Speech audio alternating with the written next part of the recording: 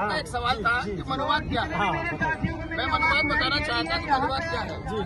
Indian constitution में जब भारतीय संविधान 26 जनवरी 1950 को लागू हुआ तो इस देश का पद से लेकर प्रधानमंत्री तक जितने भी किसी भी जाति समाज के व्यक्ति वो सब इक्वल है, कानूनन सभी बराबर है। लेकिन धार्मिक आधार पर आज आप देख रहे हो कि बारात में दलित के दूल्हे को घोड़ी से उतार दिया जाता है। मूंछ रखने पर, ये मनुवाद है, मूंछ रखने पर पिटाई की जाती है, मटका छूने पर मर्डर कर दी जाती है, मंदिर में प्रवेश करने पर मारा जाता है। और मैं आपको बता दूं मनुवाद क्या है। डॉक्टर बाबा साहब अम्बेडकर किसी जाति के नेता है। डॉक्टर बाबा साहब अम्बेडकर यूनिवर्सल आइकॉन है, दुनिया के सबसे बड़े स्कॉलरों में से एक स्कॉलर है। लेकिन उनकी मूर्ति स्थापित सिर्फ जाति के आधार पर नहीं हो पा रही है, क्योंकि वो एक शूद्र समाज के व्यक्ति है, अछूत समाज के व्यक्ति है, एक अनटचेबल कम्युनिटी में पैदा हुए हैं। अगर वही कोई फॉरवर्ड कम्युनिटी में अगर पैदा हुए होते तो इस देश में उनकी स्टेचू हर गली मोहल्ले तक पहुंच जाती। यही तो मनुवाद है। जब जहाँ जातियों के आधार पर भेद किया जाता है वही मनुवाद है। जब धर्म के आधार पर भेद किया जाता है वही तो मनुवाद है। जब नस्ल के आधार पर भेद किया जाता है वही तो मनुवाद है। मैं आपको बताना चाहता हूँ कि 26 जनवरी 1950 को संविधान लागू हुआ जो 70-75 साल हो गए, लेकिन फिर भी इस देश में अगर मूंछ रखने पर मारा जा रहा है तो क्या भारतीय संविधान संपूर्ण रूप से लागू हो चुका है क्या? अगर संपूर्ण रूप से लागू होता तो दलित का दूल्हा घोड़े से नहीं उतारा जाता, मूंछ रखने पर पिटाई नहीं होती, मटका छूने पर मर्डर नहीं होता, मंदिर में प्रवेश जब शूद्र करता है, इस देश का अनटचेबल करता है, शेड्यूल कास्ट करता है, तो उसको दुत्कार के भगाया नहीं जाता, उसे मारा नहीं जाता। अगर भारतीय संविधान संपूर्ण रूप से लागू होता तो जो उसमें जो राइट्स में दिए हैं कि सब इस देश के सारे नागरिक बराबर है, सबको बराबर अधिकार है, अगर संविधान लागू होता तो ये व्यवस्था खत्म हो गई होती। लेकिन ये व्यवस्था आज भी जिंदी है, तो इसका मतलब मनुवाद अभी जिंदा है। यही मनुवाद की असली परिभाषा है। बाबा साहब कहते हैं मूर्ति पूजा से बाबा साहब अम्बेडकर ने जब कालाराम मंदिर का सत्याग्रह किया था, इस देश के अनटचेबल कम्युनिटी जिसको है ना मंदिर में प्रवेश नहीं था, तो बाबा साहब ये बताना चाहते थे कि आओ अंदर देख लो, इस मंदिर के अंदर तुम्हारे उद्धार लायक कोई ऐसी चीज नहीं है जिसके लिए तुम होड़ लगा रहे हो, तुम जिसके लिए इतनी दौड़ लगा रहे हो, जितने मंदिर में प्रवेश के लिए लालच हो रहे हो।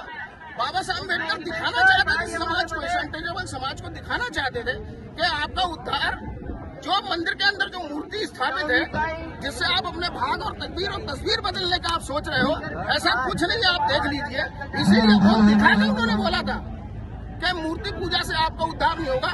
आपका कोई अगर सुबह बाबा साहब ने यह भी कहा था कि सुबह सुबह 2 घंटियां बजती है, एक मंदिर की घंटी बजती है, एक विद्यालय की बजती है।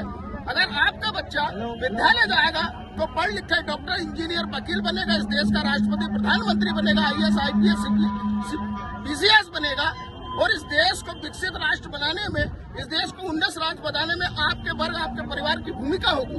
ये बाबा साहब का सोचना था। बाबा साहब का एक और बाबा साहब अम्बेडकर कहते थे तो हमारे या सत्ता में आए कोई भी काम नहीं कर पाया, ना तो कोई धर्म आया और ना ही सत्ता पे कब्जा। बिल्कुल आप सही कह रहे हैं इस बात को। बाबा साहब अम्बेडकर चाहते थे इस देश में कि जो मेरा बहुजन समाज है, जो एक बहुत बड़ी इनकी संख्या है, जो अनटचेबल है, जो धार्मिक जो दलदल है उसमें धंसा हुआ है, तो वो जब बाबा साहब ने धर्म परिवर्तन का जब आज वो बुद्धिस्ट बन गए, तो मैं इस बात को थोड़ा सा यू टर्न लेना चाहूंगा। तो तमाम टाइप के उनके जो धर्म गुरु थे वो सभी यार बाबा साहब ने सभी ने उनको ऑफर किया, लेकिन बाबा साहब ने धर्म को इसलिए अपनाया क्योंकि बुद्ध का जो धर्म है वो वैज्ञानिकवादी धर्म है, और मनुवाद से निकाल के अगर हम फिर पाखंडवाद की तरफ किसी अन्य धर्म की ओर ले जाएं तो फिर इससे अच्छा तो फिर मनुवाद ही ठीक है।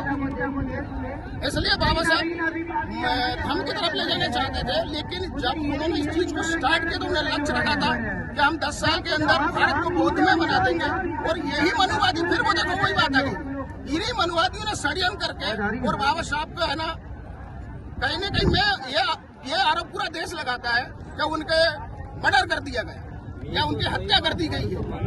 बाबा साहब अपनी मौत से नहीं मरे, नेचुरल डेथ नहीं है बाबा साहब की, क्योंकि अच्छे वाले बाबा साहब शाम को खाते सो और सुबह वो मृत पाए गए, तो कहीं न कहीं षड्यंत्र के तहत उनकी डेथ की गई है, उनको मारा गया। वरना बाबा साहब जिस मिशन को लेके धम को लेके आगे चल रहे थे, अगर बाबा साहब 4-5 साल भी और जीवित रहते तो भारत गोद में लगभग 50 से 60% गोद में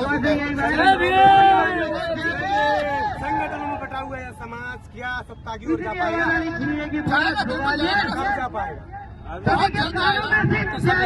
आप सब एक देखते हो, आप देश का बहुजन समाज है, इसको आपकी की बात नहीं है, बेटे का सवाल है।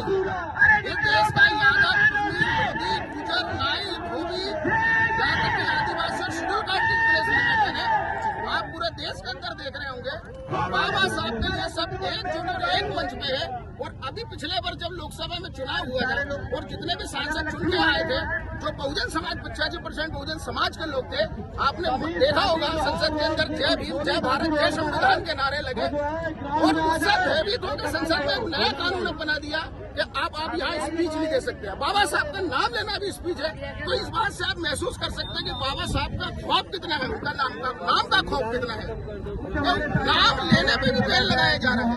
अरे इस देश के जो 15% बुद्धिमान लोग हैं, मैं उनको बुद्धिमान ही कहूंगा ना, क्योंकि वो कुछ चक्रवादी लोग हैं, बहुत षड्यंत्र करने में बड़े मास्टर लोग हैं, क्योंकि लड़ने की उनकी क्षमता है नहीं है, तो सिर्फ षड्यंत्र करते हैं।